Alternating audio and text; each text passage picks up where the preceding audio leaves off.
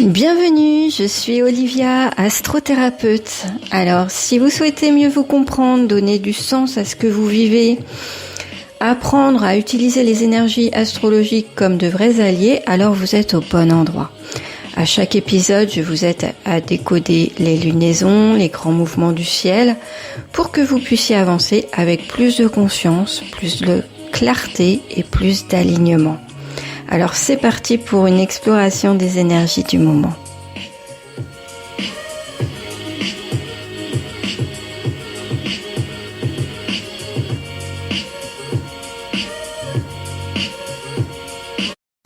Bonjour, je vous souhaite la bienvenue dans ce podcast. On va parler aujourd'hui de Jupiter en Lion.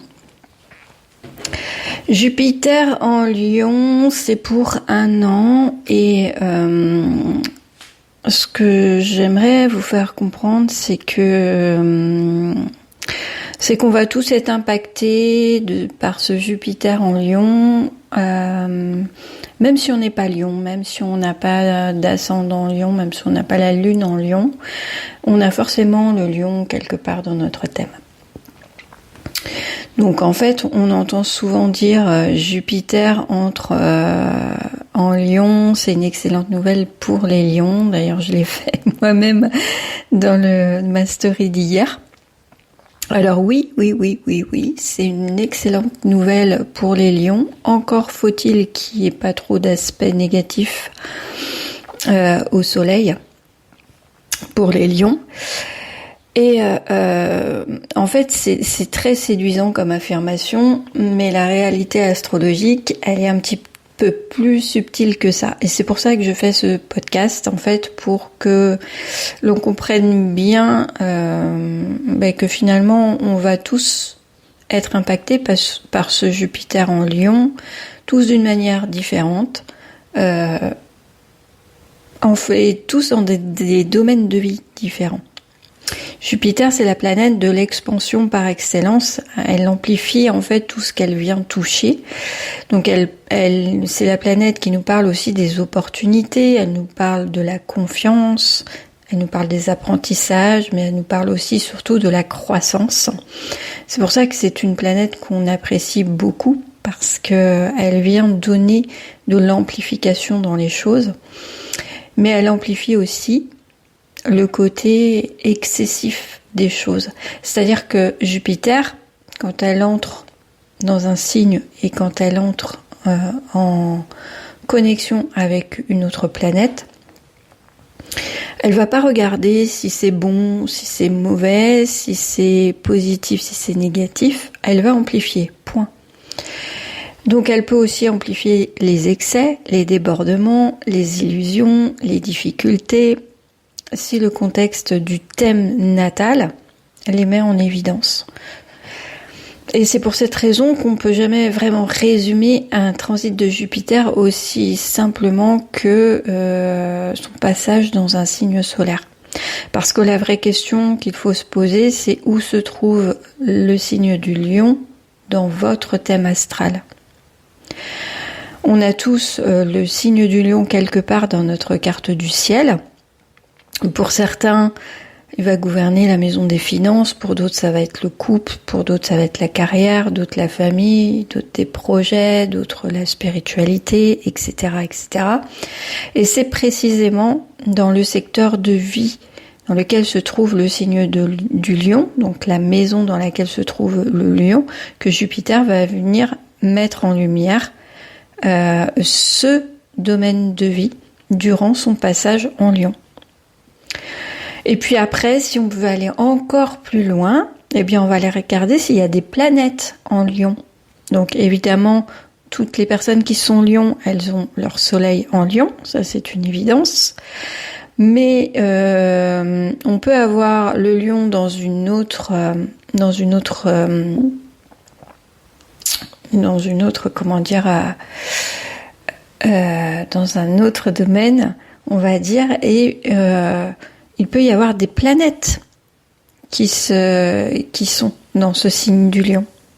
Il peut y avoir la Lune il peut y avoir Vénus, il peut y avoir Mars, il peut y avoir Saturne, il peut y avoir Pluton. Et en fonction des planètes, ça va donner vraiment des configurations totalement différentes. Parce que quand Jupiter va entrer en contact avec elle, elle va venir colorer l'expression de la planète qui est dans le signe du Lion. Et puis ce qu'il faut aussi observer, et ce qui est essentiel, si vraiment on veut aller au fond des choses, eh bien on va observer les aspects que Jupiter forme avec le reste du thème. Un trigone, un sextile, ça va pas produire le même effet que s'il y a un carré ou une opposition. Bref, chaque thème possède sa propre histoire, ses propres potentiels, ses propres défis. C'est pour ça que l'astrologie ne se résumera jamais à des prévisions générales par signe. Quand je vous fais les horoscopes par signe, oui, c'est une tendance générale. Et je vous dis, en fait, ne regardez pas que votre soleil, allez voir votre lune, votre ascendant, faites un mix de toutes ces énergies.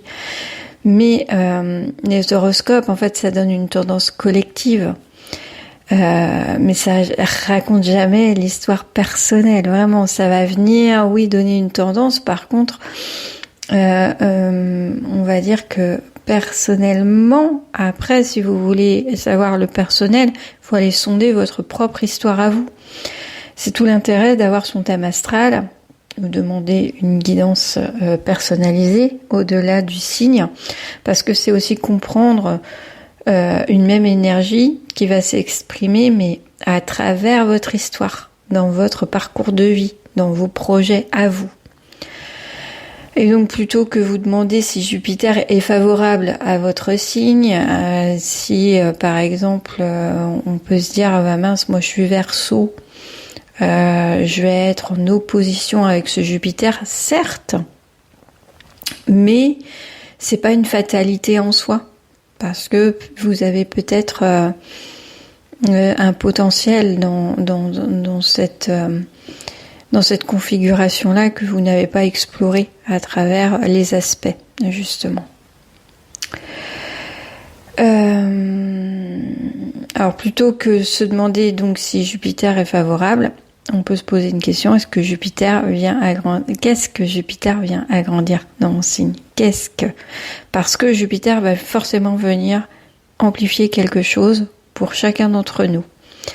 Mais se poser la réelle question, qu'est-ce que ça vient jouer pour moi? C'est là que commence la véritable richesse de l'astrologie, parce que ça vient pointer du doigt précisément dans votre vie, le domaine de vie qui sera impacté et comment ça peut être impacté. Alors, si vous souhaitez comprendre précisément comment Jupiter en Lion va interagir dans votre thème, sachez que je peux vous accompagner à travers une consultation personnalisée et je le ferai avec grand plaisir. Parce qu'en astrologie, ce sont les détails qui font toute la différence. Et j'espère que je vous ai donné envie justement de venir explorer, aller regarder, aller sur AstroThème par exemple et aller regarder votre ciel astral de naissance. Vous rentrez vos données de naissance. Vous allez avoir votre thème natal de naissance qui va s'inscrire. Et là, regardez le signe du Lion. Où est-ce qu'il est? Dans quelle maison? C'est tellement riche. C'est tellement, on va dire, intéressant de se pencher là-dessus et de voir que pendant 1 an, cette planète va venir travailler en profondeur quelque chose dans votre vie. Voilà. Bon, on va se quitter là pour ce podcast. J'espère qu'il vous aura apporté un peu plus d'intérêt, on va dire, pour aller regarder votre thème astral. Et je vous souhaite une très belle journée. Je vous dis à très bientôt. Je vous dis à très bientôt. Voilà, tout simplement. Ciao.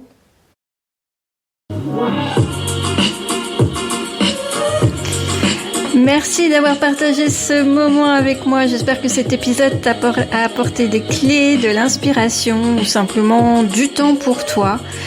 En tout cas, si ce podcast t'a plu, tu peux le soutenir très simplement en me laissant un commentaire, en mettant un petit like ou en partageant autour de toi. Chaque geste compte énormément. Créer ces podcasts me demande, comme tu peux t'en douter, du temps, de la recherche. J'y mets aussi beaucoup de cœur. Ton soutien me permet de continuer à t'offrir gratuitement ces contenus. Alors, merci infiniment pour ta présence. Merci aussi pour ta confiance et je te retrouve très bientôt pour un nouvel épisode. En attendant, prends bien soin de toi.